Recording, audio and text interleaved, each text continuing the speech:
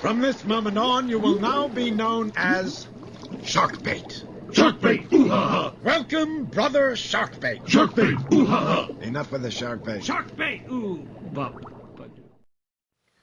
What's up, everybody? This is D from Brooklyn, and in order to show you the proper way to clean a fish tank, man, I have been lazy. This is the 125.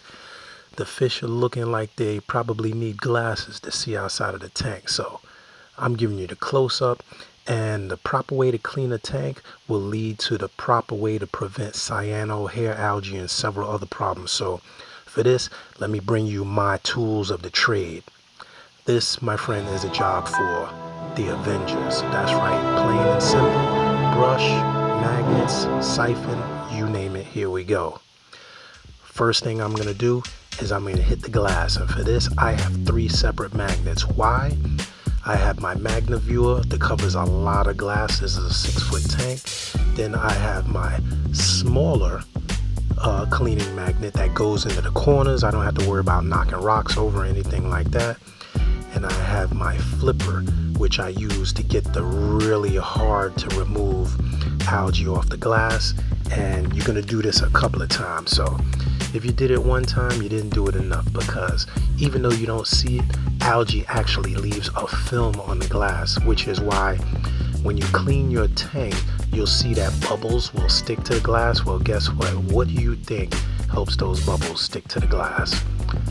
So after you do this, I'm going to go in there with the brush, hit those rocks, hit all those big areas that you can't get with the magnets. I'm going to throw all of this into the water column so that it goes into the water flow.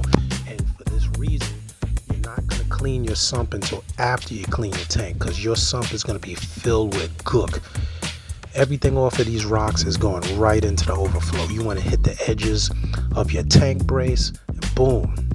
Now I'm going to go in there with the really narrow siphon and go in between the coral, the rocks, the crevices that you can't see. You can't hit it with the brush. You can't hit it with the magnet, because these are dead spots. You can have a lot of flow and still have dead spots. You wonder why that dust settles so fast? Is because it settles in your dead spots. Now let's look at the tank. Now you'll see everything is pissed off. The glass is clean, but everything is in the water column floating around. You didn't hit the sand yet. You're going to get that right now with the brush, which is why I have a really round shaped brush for getting into those little crevices that you can't hit with anything else. But the most important thing is throw all of that dirt into the water column. Stir up the sand a little area at a time, so that you can get those sediments, the nutrients, pools of fish poop into the water column where it can go into your overflow. Even though you clean the glass and it may clear up, believe me, I don't care how much flow you have in the aquarium, your dust will settle on the rocks. And if you don't believe me, clean your tank, wait a day, and then take a brush to that rock and see if anything's on there. Believe me, you'd be amazed how dense water is. But this is the way you will prevent excess nutrients from staying in your tank. You want to clean it. You want to make sure that everything is in the water column where it can get captured by your overflow. And then you want to change your carbon, change your filter floss, your filter socks, clean your protein skimmer after you do all of this. If you could do it before, you're going to be doing it 2 times, because it will get filthy. And this includes your overflow box. Not a lot of people clean the inside of the overflow box. Things settle in there too. So let's hit that up. We're going to do that once over with the brush, and then I'll siphon it with my little tube and make sure that there's no sediment sitting inside the overflow box. Alright, now here you go. Now, I'm old school, so don't look at my overflow box sideways, baby. My tank is running 20 years just about, but it's clean.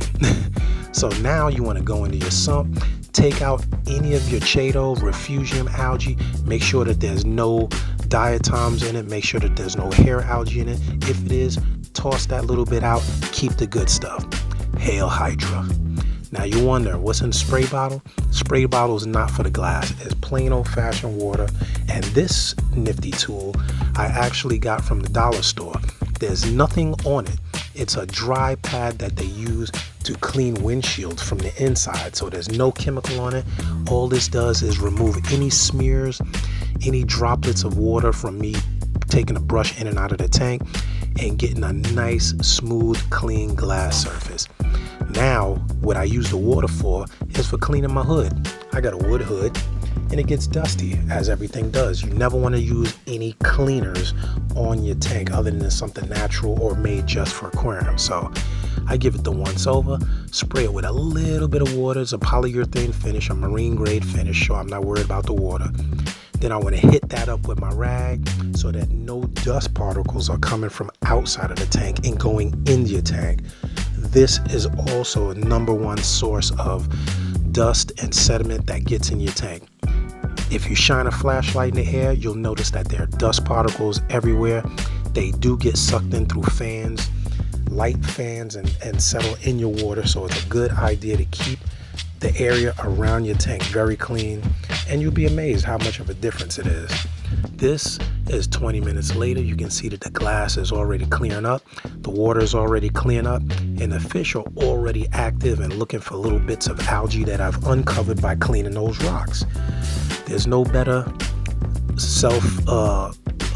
appreciation than to see your fish out and active and plain sight. Healthy fish, healthy tank, healthy you. You can see that the rocks, you've gotten all the sediment out. There's no dust, there's no hair, and it's clean. It gives you a nice clean surface for your nice algae or encrusting algae that you want to grow, and it gives the fish a clean habitat. No nutrient sinks, no dirt, no dust, no problem. Now if you look from the top of the tank, you can see that the overflow is clean, the water's already clean. You want to clean all your braces if you have braces, but nice, clean. Turn your flow up nice and high to get that water circulated. Make sure your flow is hitting all those dead spots so that you have any dirt settling in the bag.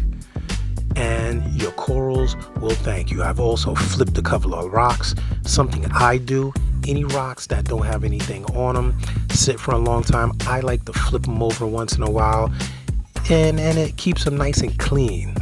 So this is my makeshift filter sock basket. All I do is fill it with filter floss. That's a strainer I got from the dollar store, and clean out the area where your refugium is and your protein skimmer. I've also turned my protein skimmer off, and this is my LEDs. #1, D did it first. Now here you go. Nice clean tank, healthy fish, healthy you. You can see in about a day, the corals will start opening back up again. The fish will start swimming out there again, and you'll see that the surface of the water, this is if you want to hit that with some air bubbles and do that bubble scrubbing. This is a good time to do it. Aerate the tank.